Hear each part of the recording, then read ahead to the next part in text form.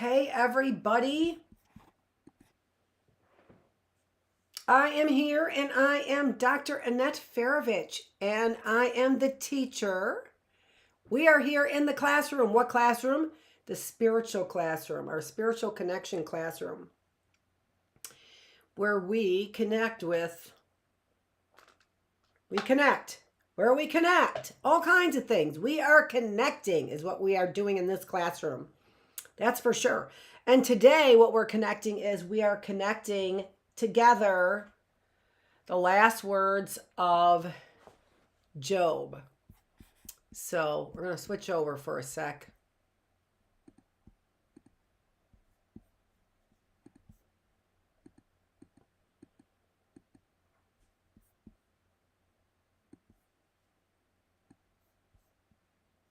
Okay, so this is where we have been. So in the Bible in chronological order. So starting with the Genesis all the way through, basically, I would have to say through chapter 11, because in chapter 11, you end up getting, or past chapter 8, you end up getting the covenant that God makes with Noah. All right. So that's probably, as I said, the idea here that I am sort of getting across to you that may be something that's new to most of you, and that is this idea of prehistoric life may have stopped with Noah's with the flood. And we know that the great flood was experienced by, oh, I don't have that here. I have that in what? Is it here? Did I bring it in? Nope, not there.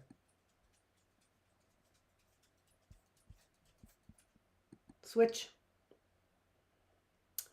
Yeah, so there's Noah's Ark that we have, and the great flood, as I said.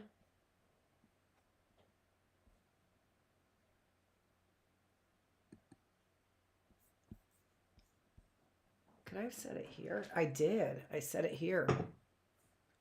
Was experienced by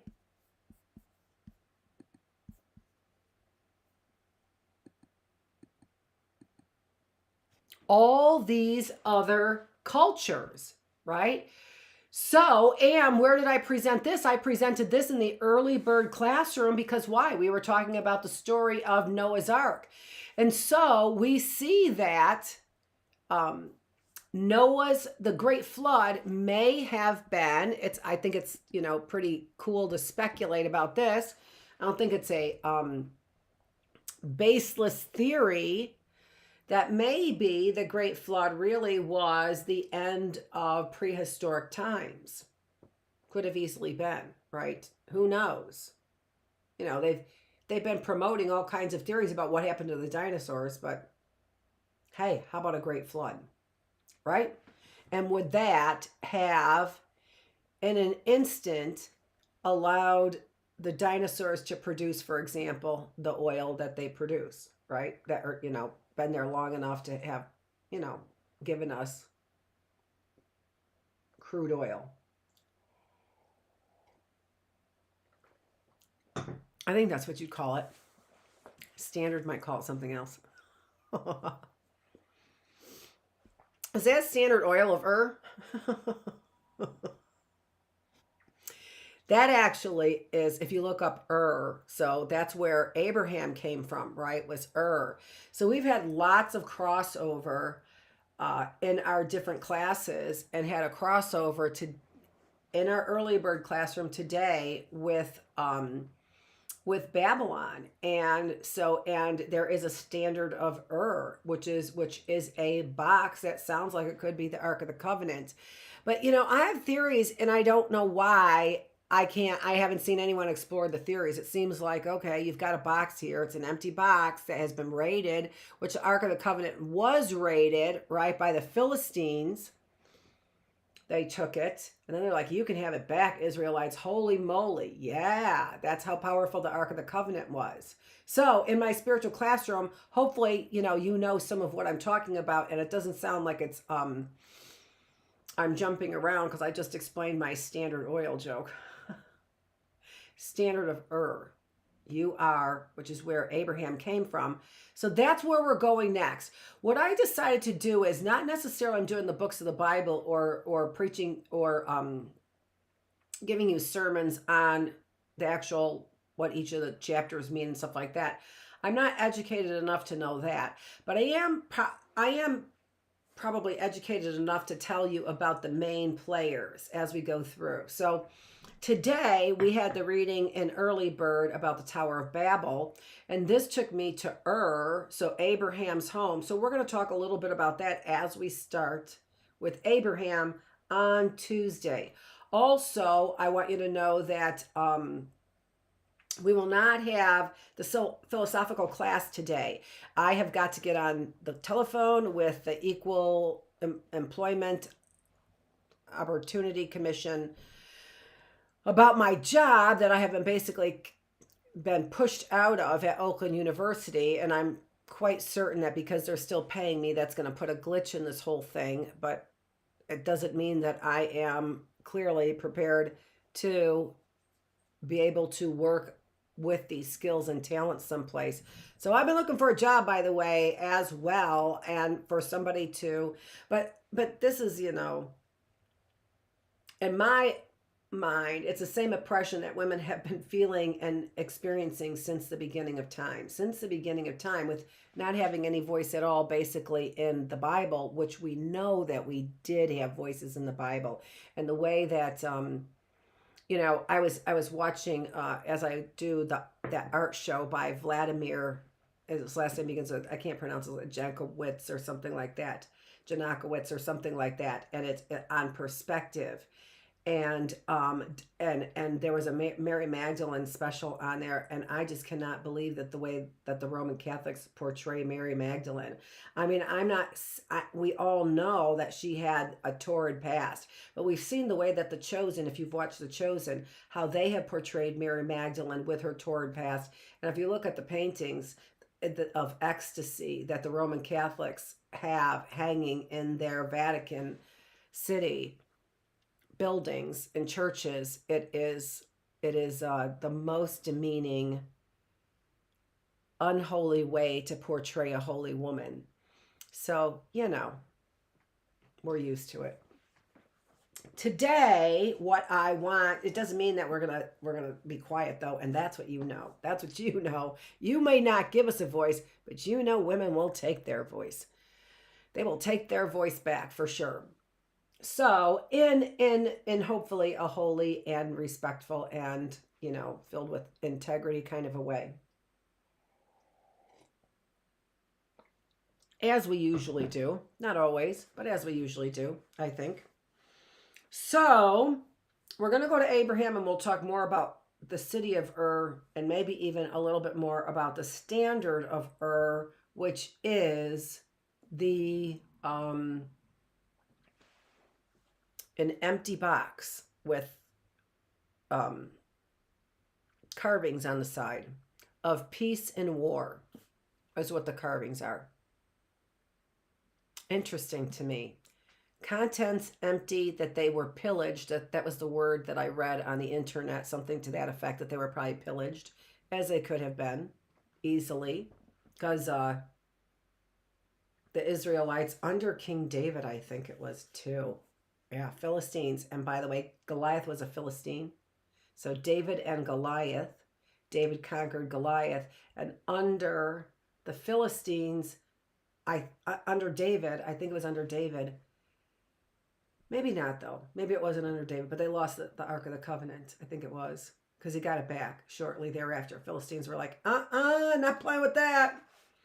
Okay, so we were talking about, but now, and then from there, Moses, so we'll talk about, and we're looking at we're going to look at Ur compared to Mount Sinai, which we did. If you want a head start, check this out. Honestly, Early Bird Classroom, and that's kind of funny. You want a head start, because Head Start comes before kindergarten.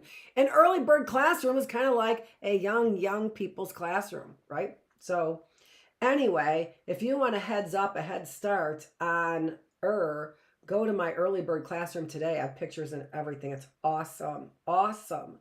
I talked a little above their heads, but not a lot above their heads. I don't think it was a lot. Not for everybody, because that's for all ages, right? All my classes are for all ages if you can handle it. Language gets a little bit more dense as you go up the ladder or throughout the day.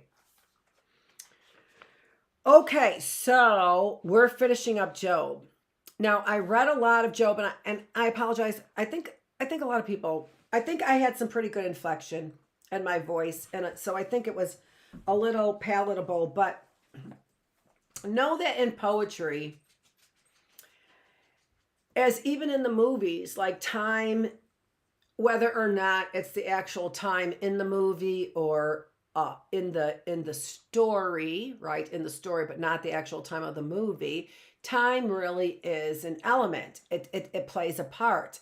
And the fact that Job is 42 chapters, right? It's really painful. It's a painful 42 chapters. You've got this dude who is just, trying to figure out his lot in life. What the heck happened here? I was the greatest. I was on top of the world. I loved God. I even prayed for sins I am unaware of. And now look at where he's got me, right? Look at where the Lord has got me. So we heard all of the bantering of the three friends. We heard Job's response, right? And got a great feel for Job's response. And then we heard Elihu, who was the youngster of the wise men, not even introduced in the first set. So we're not even sure when he comes. I'm not sure. Maybe it does. Maybe I missed it. But when he comes on the scene, I'm not sure. I see he comes on the scene in chapter 36 or something like that. Whatever it was, 32 maybe. I don't know. I can look it up. It's right here. But I've got a different Bible. I've got the one that reads like a book. Right, and I showed this to my other class as well. So right now I'm using the English Standard Version of the Bible, and you can see I have two books out there, Genesis. So here they're all. So here's the Pentateuch right there. So the first 5 books of the Bible is the Pentateuch, and then here I'm going into poetry is another book. So those are the 2 books missing out of there that I've got. And this is Job is in the book of poetry because it is, as I said, written like poetry. Although I didn't know it was in the book of poetry in these books. So that was interesting as I was searching for it today because I wanted to read it from here. Like a story. So here you'll see that there are chapters, Psalm 104, but there are no verses, nothing else. So it just simply reads like a book. Okay? And that's what I wanted to read, this ending of this. What else I wanted to read about Job? I wanted to read more like a storybook. So now what I want to do is I want to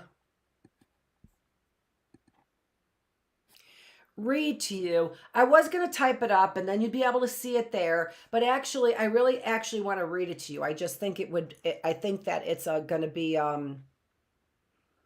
I want you to listen is what I want you to do. I don't want you to read it and go, I got it. Fast forward. I want you to listen is what I want you to do. Because I'll be making my comments here too. So this is what I did was I took God's statement. So that's where we were. So Elihu said this, and now in a whirlwind, God spoke to Job, which would have scared the pants right off of me right to begin with, right? So in a whirlwind, God speaks to Job. And so what I did was I wrote down all the things that God was saying to Job in his speech. Because if you remember, what is this classroom really focused on, right? What is this classroom really focused on? Getting to know God, getting to know who he is. So the very first thing that we started from the very day one, who is God? And God is. And we talked about the description that God gave us and gave to Moses in Exodus. So from the very beginning, we in this spiritual classroom, we have been trying to figure out who is God. And we started with actually his description of himself, because it's the first time he really says this in the Bible. Job in the Bible, the way that the books are placed, not in chronological order, Job says this much later in the Bible. who he is. But when you put these books in chronological order, you find out God tells Job, so he tells us in chronological order very early on who he is. By the time he gets to Moses, he's talking about God more in the ephemeral sense, in the spiritual sense. In the spiritual sense, right? He's talking more about God in the spiritual sense, you might say. Here, you're talking about God almost more in the physical sense because of what he made. We will know God through the things that he made. So here, we are learning about God through the things that he made. We are learning about God in the physical sense through the physical things that he made. And he tells us this very early on in scripture because Job comes first right after Noah. Okay? Right after the flood. Job comes first right after the flood. Oh, isn't that good stuff to know? It is because we are time-driven people. Humans are time-driven, right? So important to know the timeline. Job, he is telling Job this. So this is what God is. So this is what I read to you. Most of it. I didn't read all of it to you, but most of it. I think almost all of it. And this is what God said. So a summary of what God said, who he is. He laid the foundations of the earth, including the measurements and how large it is. He asked Job, do you know how large the universe is? Did you set its measurements? He asked how large the universe is later on. But in the very beginning of his explanation of who he is, he laid the foundation of the earth. He knows its measurements. He set the line. He set the equator. That's what he did. He set it floating into space. He put it into its perfect position is what he did. And he also gave us the stars. Okay, so I said that so quickly, and that's fine. But just take a step back and just think, who is God? Why? I mean, we can clearly see why we would call him Almighty. We can clearly see why we would call him Almighty. He laid the foundations of the earth. He set it in orbit, is what he did, hanging on nothing, right? And in perfect balance around the other stars and the planets. You think that just happened by accident? You know, when we talk about evolution, we have to talk more than just about living species. We have to talk about how things have evolved in time and space so that the planets would have had to have evolved in time and space to be able to withhold life. So that's separate from the evolution of human beings, which is also separate from the evolution of rock formations, which had to be in place and are older than the vegetation, which had to be in place for us and the animals, for us to be able, well, we didn't have to have animals, right? The vegetation. Animals and man came on board, according to the Genesis story, at the same time. Animals and man. Okay, so animals, right, came on board all at the same time, including man. It just makes sense, right? Prehistoric man. And then God gave him, his spirit. It just makes sense. It makes total sense. It's just, like, people are like, oh, who can believe that? Well, I don't know. In the physical world, it kind of makes sense, doesn't it? I mean, really, seriously, who can believe that the earth is setting into space with planets revolving around it at perfect, in perfect unison? Who can believe that? Oh, and that evolved before the minerals that we needed in order to provide the plants that we needed, in order to provide the life that we needed. Perfect. Thank God. Thank God, perfect. You'd think that we were only animals. He made the seas. He shut them up. Remember when I read that? He shut them up. So here's where he is dividing the sea and the land, but how poetic, right? Remember, Job is poetry, right? And especially when God speaks, it's just real poetry right there. So what did he do? He made the seas and then he shut them up, right? He gave them boundaries. He also mentions right in that same paragraph there about the clouds. So here you get this idea of that the clouds have something to do with the sea, because he also talks about the clouds covering them up, and the darkness also covers them up as well, the seas as well. So it talks about then the ability for night and darkness. I mean, come on. How almighty can you be? I am the reason for your days and your nights and your land and your seas. I don't even know how more almighty you could possibly be.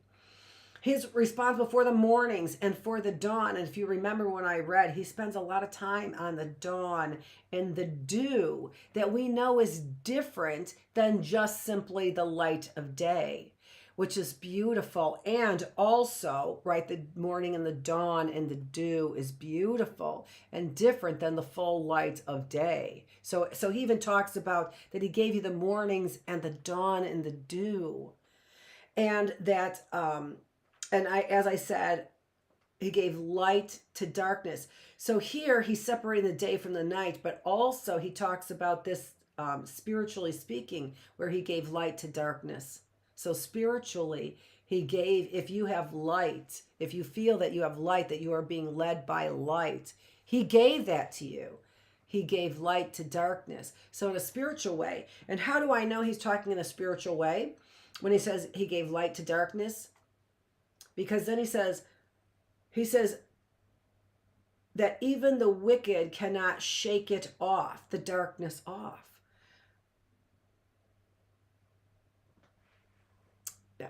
That's true, but he puts it this way: that the wicked shake off the darkness because of the morning and the dawn.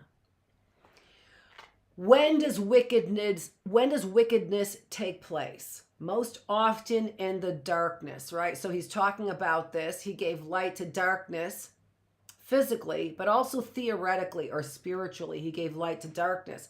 Because even now, still wickedness shakes off their wickedness in the dawn and in the light. But then he says, and then this changes them back into the men that they are during the day. But then he says, but even the daylight cannot give light to the wicked. So theoretically speaking, physically speaking, I separated day from night. Physically speaking, I separated day from night. Not me, God, right? So this is what God is saying. He separated day from night physically. And in that daytime, the wicked shake off the darkness. But even they cannot shake off the real darkness. How does that happen? Who is responsible, Job, for doing that? That's what he's saying right there. So again, the almightiness of him to be able to separate even morning and dawn from the light of day, and then separate the meaning of the night theoretically from the daylight. He's responsible for that as well. Right? Okay, he talks about water, and he says he's responsible for the springs. And do you know where those springs lead to the sea? Where in the sea are the springs that began the sea? Do you know where they are, Job? Is what he asks. Have you ever walked into the deepest depths of the water? Oh my gosh, no. As far as I know, we haven't even had equipment into the deepest depths of the water. And almost makes it sound like therefore springs hell. Is what he makes it sound like, because this is where darkness is. And he asks, where does light start? Do you know where light even starts? Where does it start? Well, we know, but we don't know. We know, but we don't know, right? We know where it started. Let there be light. So where did it start? Do you even know? Do you even know where it started? Oh, the poetry in this, right? The poetry in this. As you can see, I'm reading from my notes, not from the Bible right now. I wrote these down. And he refers to the deepest depths of the water as the gates of death. Have you been there? Have you been to the gates of death? And he's talking about that in terms of, or in surrounded by this idea of water and the darkness of water. So it's crazy beautiful the way he is describing his power and glory, right? He asked Job, are the number of your days so great that you know all this? How great are the number of your days? So telling us that the numbers of his days are very great since the beginning, right? And now and forevermore, in a way, right? Is what he's saying right there. Are the number of your days so great that you know all this? Because they are mine. That's what he's saying, right? I can't read my writing here. He is, I think it's a settler of the wind, but I probably have his words wrong there, and I can't read the writing. So he is in charge of the wind. He's in charge of the thunder. He's in charge of the lightning. Rain, where did it begin, is what he says. Where did rain begin? Where did the first dew come from? Where did the first frost come from? Because prior to Noah, prior to the flood, they had no need for rain, from what we understand. That theologians suggest. It's what I've heard. When did the weather start? When did rain? Rain had a first day. Rain had a first day, no matter what you believe. Rain had a first day. Who brought about, that's what he's saying to Job, who brought about the first dew, the first frost, the first frozen waters? He describes it as turning the water into a hard surface. I don't think he doesn't say glass. I don't think he uses the word glass. It's in there in the Bible. You could find it. Who put the constellations in the sky? Remember, I was reading the constellations not very well. Who put the constellations in the sky? Along with heaven. How about heaven as well? Who put heaven in the sky? Because he puts that constellations and then he says along with heaven. And what about wisdom? Because remember, Job was talking about wisdom, and even the animals don't search for the minerals, and that still isn't wisdom. Even if they did search for the minerals and the resources and the land, it's still not wisdom. Where'd wisdom come from is what God is asking Job. Who feeds the animals? Who provides food for their hunting? Who provides shade in the places that they lay down? Who provides those perfect places for them? Who did that is what he asks Job. Who sets, these are my words, he didn't use these words, but he uses his own poetic words. Who set the birthing cycle? Remember when he asked, do you know when the, whatever it was, coyote gives birth, right? Do you know when the buffalo where it goes when it gives right birth? So do you know when that started? Do you know how long that cycle is? Do you know how long the cycle is for growth and maturation before they get out, right? A horse, what is it? 2 years for a horse? But, I don't know. Fish, I don't know how long before they are saying adios. And that's exactly what God is saying. Do you know how long that cycle is? Because it's different for all animals, isn't it? Do you know how long that cycle is? Do you know where they go when they give birth? And then do you know the number of days it was in that cycle before birthing? And then how about the number of days in the life cycle? Can you get animals to do your work? Or do you have to tame them and put some yoke around them and they would turn around and run away? Can you get them to do your work? Because God is saying he can get animals to do his work. Of course. He made the feathers for flying. Can you do that? Can you get those loops the way that they are in the feathers? Take a great look at an investigation on feathers from a godly perspective, intellectual design kind of perspective. Look at feathers. Yeah. Look at, actually, that one, you could look that up. Intellectual design and feathers. And there's a book out there. I'm not sure who it's by. I can't remember who it's by, but I was exposed to some of the writing about that. And oh my gosh, I could see his face right now. He's a great speaker. Yeah, but oh my gosh, what we, and then just for the different birds, the way that feathers are made, it's an incredible, majestic work of art. I think that's a great way to put it. Did you put the manes on the horses and then give them their strength, right? To run wild but be tame. All those things. Did you give them that? Is what he's saying. Or the soaring hawk, his sense of to hunt, like being perched up there and looking at the prey. Did you give that hawk the sense of flight and his sense to hunt? Did you do that, Job, is what God is saying, right? Did you make the behemoth, which sounds like a great big buffalo, the way that they describe it, right? So behemoth, like probably a great big buffalo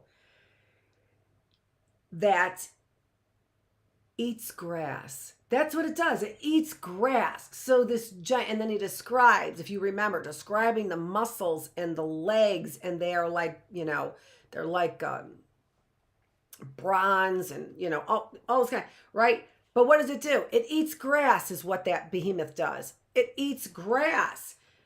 So in that example, God is saying, are you able to bring the proud low? Because even I can take the behemoth and make him simply eat grass right in front of me. That's what he said to Job. How poetic is that? How poetic. You want to know who God is? It's only the last, I think, 3 chapters of Job that you can really find out just the almighty power of who he is. The rest of it is this long-winded debate, which we do inside of ourselves. Remember, I said time. Why do they spend all that time? Because time, even the rhythm of the length of it, gives you a signal about what they want you to get out of it. This is just taking way too long. That's what they want you to get out of it.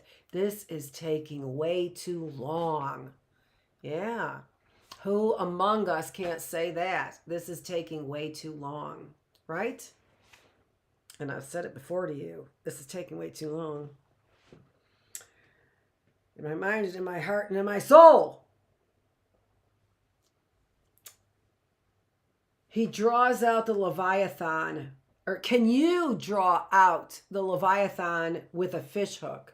So, what is a Leviathan? I would have to say very close to the Loch Ness Monster. How about that? How about a little Loch Ness Monster deep dive in your Bible? First of all, how about a little Loch Ness Monster in your Bible? And then how about a deep dive into that? The Leviathan. There's lots of theories out there about it, enough to keep you interested for a little while, right? And probably more so given the the movies. There's probably, Leviathan is probably used a lot in the movies in lots of places that you might know more than I do. I only know it here in scripture, and I know about the fish hook, so gave me Loch Ness Monster kind of ideas, right? Draw out the Leviathan with the, can you do that? Draw the Leviathan out with a fish hook, so obviously in the water, and tame him with a ring and a rope in his nose, basically, or a ring and then with a rope.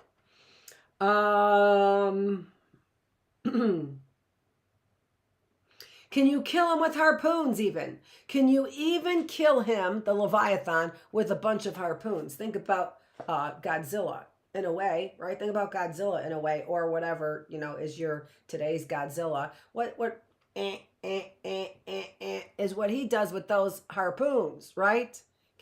Because I could tame the Leviathan, is what God is saying. And how about this one that he says? This was one of the last things that God says. Can you make a promise that will last forever? Oh my gosh. How about that? Can you make a promise that will last forever? Not even just your lifetime, but can you make a promise that will last your own lifetime? And then can you make a promise that will last forever? I promise this for all generations. Can you make a promise that will last forever? Dear gosh almighty, how about that beauty of Job? Oh, it is worth every single effort that you have to put into it to get what you can get out of it. So I want to make it clear we will have no philosophy classroom today because I have to get online about my job thing, equal employment opportunity, because I've been speaking a lot about this stuff, all kinds of things that you've been hearing in the classroom in my videos. And since then, since I started this, I got pushed out of Oakland University because, as you can imagine, a university wouldn't really like what I have to say about all this. Wrong one. So they're still paying me, which likely means I may not be able to even make a report until they stop paying me. But I can't get a job, and I can't work in my field right now. It's been impossible for me to work in my field. How am I supposed to get a letter of recommendation or anything, right? So I have to try and work that problem out, and that is on a phone call. I'm starting 2:30 in the afternoon. And I'm going to need a stiff drink after that. And then I shouldn't make a self-fulfilling prophecy. I'm a psychologist. Okay, so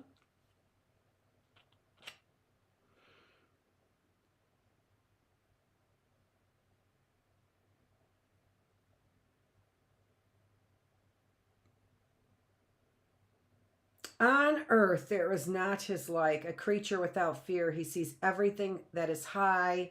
He is king over all the sons of pride. All right, so that was the last God said. And then Job answered the Lord and said, I know that you can do all things and that no purpose of yours can be thwarted. Who is this that hides counsel without knowledge? Those are in quotes. Therefore, I have uttered what I did not understand, things too wonderful for me, which I did not know. So he's quoting himself. I said, who is this that hides counsel without knowledge? You are counseling me, but you're not giving me any reasons why. And that's what I said to you, Lord. I said, who is this that counsels without knowledge? But therefore, so he starts with, therefore, I have uttered what I did not understand, things too wonderful for me, which I did not know. He's speaking about himself again here in quotes. Hear and I will speak. I will question you, and you make it known to me. I had heard of you by the hearing of the ear, but now my eye sees you. Read Job, and your eyes will see him. But now my eyes see you. Therefore I despise myself and repent in dust and ashes. He fully sees. What else could he say? Is he going to go on more so that he could bore God with his repentance? No, he's not.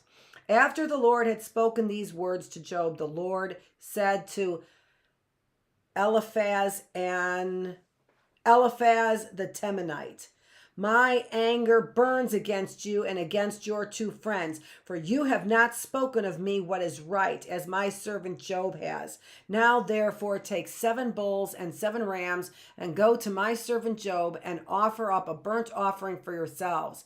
And my servant Job shall pray for you, for I will accept his prayer, not to deal with you according to your folly. So Job is going to pray to God, don't deal with my friends according to what they just did and how they just spoke of you, dear Lord.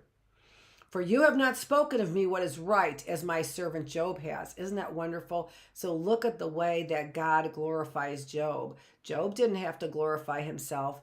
God will do it. Oh my gosh. So Eliphaz the Temanite and Bilad the Shuhite and Zophar the Naamathite went and did what the Lord had told them, and the Lord accepted Job's prayer. Oh, how wonderful. And the Lord restored the fortunes of Job when he had prayed for his friends. And the Lord gave Job twice as much as he had before. Then came to him all his brothers and sisters and all who had known him before and ate bread with him in his house. And they showed him sympathy and comforted him for all the evil that the Lord had brought upon him. And each of them gave him a piece of money and a ring of gold. And the Lord blessed the latter days of Job more than his beginning. And he had 14,000 sheep, 6,000 camel, 1,000 yoke of oxen, and 1,000 female donkey. I think that's twice as much as he had before, I think. It's in the beginning, and they give the numbers, and these are the reasons why they give the numbers, so you can see how much more God gave. It actually demonstrates evidence for what God says by giving numbers. Just like we talked about the ark. Could all those animals fit into the ark? Well, there were the measurements. Why did God give the measurements? So you could figure it out. There are the facts. You figure it out if there's BS, right? He had also 7 sons and 3 daughters. So he had 10 children, and he had 10 children again. He didn't double his children. I found that to be very interesting. And he called them the name of the first daughter, Jemiah, and the name of the second, Keziah, and the name of the third, Karen, Hapuk. And in all the land there was no woman so beautiful as Job's daughters. And their father gave them an inheritance among their brothers. And after this Job lived 140 years and saw his sons and his sons' sons 4 generations. And Job died an old man and full of days. I didn't realize that here he names his daughters, but he doesn't name his sons. I find that extraordinary. I find that extraordinary.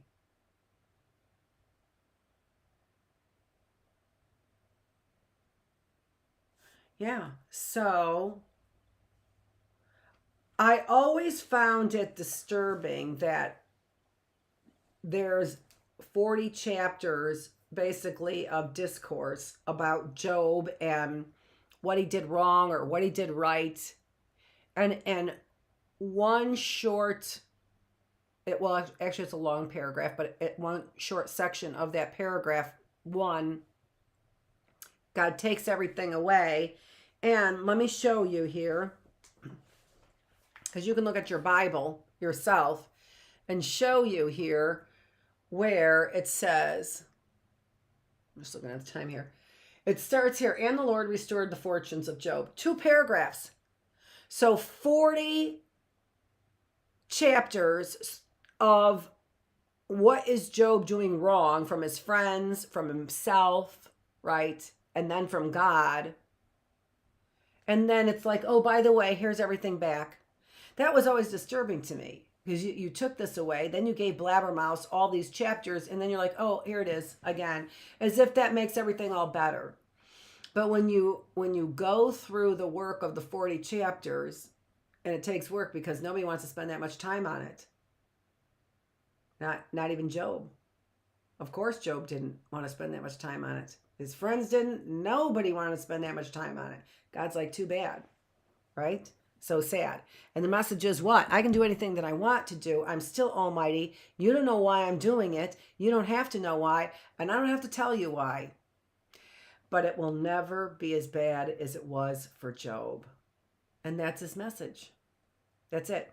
So that's how I'm leaving this. This is Dr. Annette Feravich, and that was Job. And we are going to come back and talk about Abraham and the promises, the covenant that God made with Abraham. All right? Or the covenant which had several promises in it, in that covenant that he made with Abraham. So, Dr. Annette Feravich, and I am the teacher, and this is the classroom, and this was the spiritual classroom.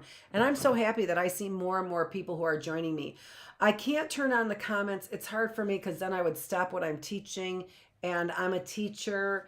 So I would love to see your comments down below there if I'm missing something, or even if I got something wrong, which is clearly that I can, or if you want to debate something with me as well and give me some more of your comments about, what's going on, that you think about Job spiritually and the lesson about Job, or the timing, the chronology of the Bible, and why was it put in that order, and that's the order that we're used to. Is there some information we can get from the order being chronological, the way that it was actually, created in time? All right, so thanks for joining me, and I will be here. I'm gonna set it up for 10 o'clock tomorrow morning for the philosophical class, right? So unless I am boohooing all night and all morning long about what I have with the equal opportunity exchange, whatever it is, which took 6 months to get a date to talk to them. 6 months to talk to them. So we'll see if that turns into a conversation that's more than 2 minutes of, oh, sorry, can't help you. Ooh, okay. All right. So thanks for joining me.